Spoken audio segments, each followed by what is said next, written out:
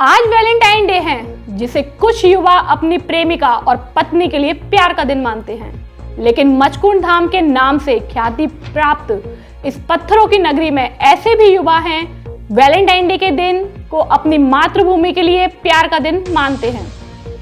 जी हाँ, हम बात कर रहे हैं धौलपुर जिले के लाल शहीद भागीरथ सिंह की, जो इसी दिन पुलवामा हमले में अपनी मातृभूमि की रक्षा करते समय अपने वतन के प्यार में दुनिया को अलविदा कह गए और अपनी मातृभूमि की गोद में हमेशा हमेशा के लिए सो गए। शहीद भागीरथ सिंह की आज तृतीय पुण्यतिथि है। इस पर हमारे राजाखेड़ा रिपोर्टर श्रीकांत शर्मा शहीद भागीरथ सिंह के गांव जैतपुर राजाखेड़ा पहुंचे, जहां उन्होंने शहीद की वीरांगना पत्नी व पिता सहित अन्य लोगों से बातचीत की, जिसमें उन्होंने क्या कहा आप खुद सुने उन्हीं की जुबानी। नाम है आपका? मेरा नाम परशुराम जी। मैं जैतपुर में रह रहा हूँ। भागीरथ का पिताजी। आज भागीरथ जी की तीसरी पुण्यतिथि है। जी 3 सालों में जिम्मेदार लोगों ने आपकी और आपके परिवार की या भागीरथ के परिवार की कितनी हलचल जाने कितनी सुध ली? हाँ, खूब सुन लिए। महीने बाद 2 महीने बाद आते जाते हैं और सब खबर ले रहे हैं। सब आ रहे और जा रहे और स्कूल में बच्चे ही पढ़ रहे हैं। बच्चे किस विद्यालय में कहाँ पढ़ रहे हैं? वो राजाखेड़ा मतलब बचपन। उनकी पढ़ाई का खर्चा फिर कौन निर्वहन कर रहा है? वो स्कूल वाले ही मतलब खर्चा पूरा कर रहे हैं। भागीरथ को 3 साल हो गए, आज तीसरी पुण्यतिथि है, तो आज यहाँ पर कितने लोग आए श्रद्धांजलि देने के लिए? अभी आने वाले हैं और कुछ आ चुके हैं, कुछ आ रहे हैं। ये स्मारक बना हुआ है, इसका पूरा खर्च जो है किसने दिया, कैसे बना? सरकार ने दिया या आपने घर से बनवाया?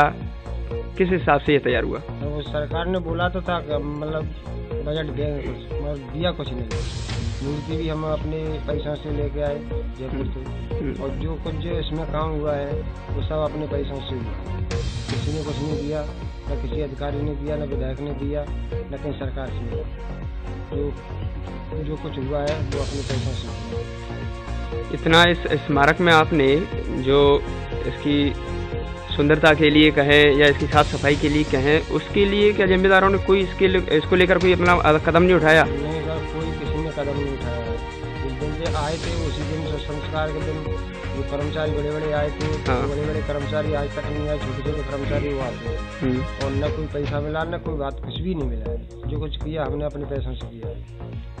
और हमारे लिए जो मतलब 1-2 सुविधा थी, तो मतलब अस्पताल वगैरह की बोला था, स्कूल की वगैरह की बोला था, नाम आ जाएगा।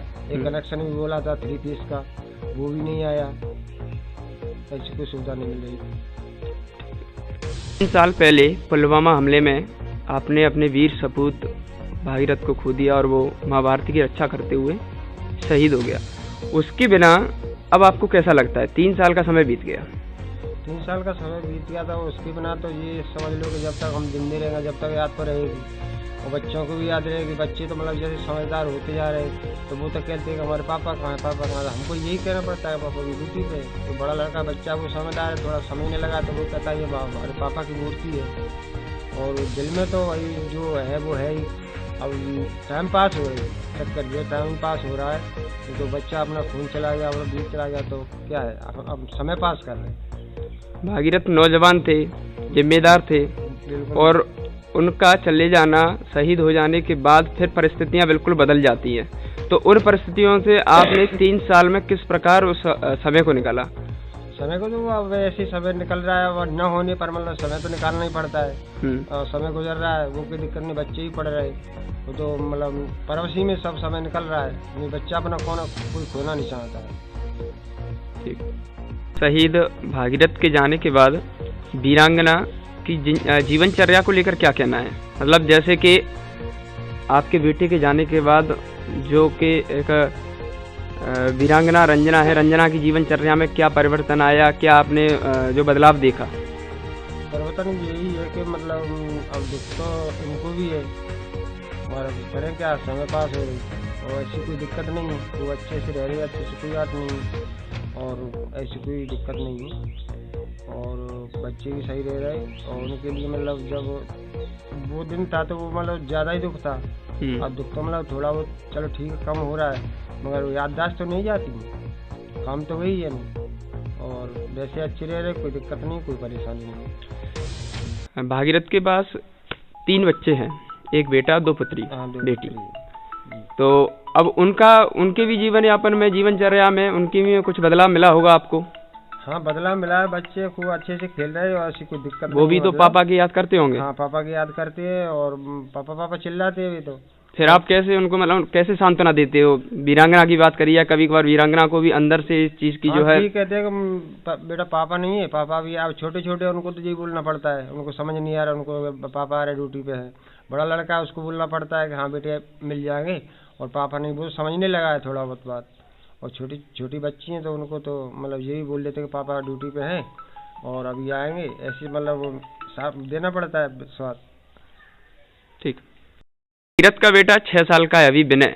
जब वह बड़ा हो जाएगा तो क्या उसको भी आपकी इच्छा है कि वो सेना में जाए, देश की सेवा करे? हाँ, उसकी इच्छा है। वो अभी से कहता है कि बाबा जी हम सेना में जाएंगे, जहाँ हमारे पापा गए थे ड्यूटी करते थे, हम भी ड्यूटी करेंगे, हम भी सेना में जाएंगे, धरती माँ की हम भी रक्षा करेंगे। भागीरथ के द्वारा छोड़े हुए अधूरे कार्य उनको पूरा करने की इच्छा उस बालक के अंदर जो है जागती हो? हाँ, जाग रही है, वो बालक के अंदर जाग रही, सारी बात जाग रही। परिवार की इच्छा ये है? हाँ, परिवार की भी इच्छा यही है कि हम मतलब भागीरथ के लड़के को ही मतलब नौकरी दिलवाए और उसको वहाँ फौज में पहुँचा दें।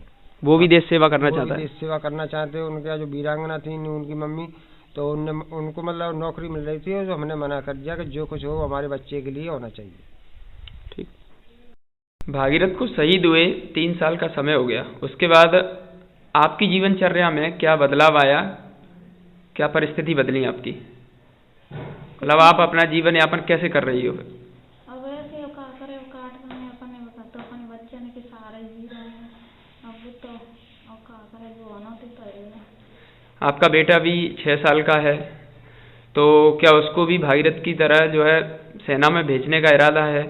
हाँ, भेजने का इरादा है। वो बोलता है भाई देख मैं अपने पापा का बदला लेने जाऊंगा मम्मी जी। बच्चों को जब याद आती है कि पापा की पूछते हैं, फिर आप उनको कैसे मतलब सांत्वना दिलाती हो? बच्चे तो जी बोलते बेटा बस पापा टाइम महीने नौकरी पे ड्यूटी पे अभी आ गए नहीं। और कुछ इसको लेकर कहना हुआ आपका? और कुछ नहीं।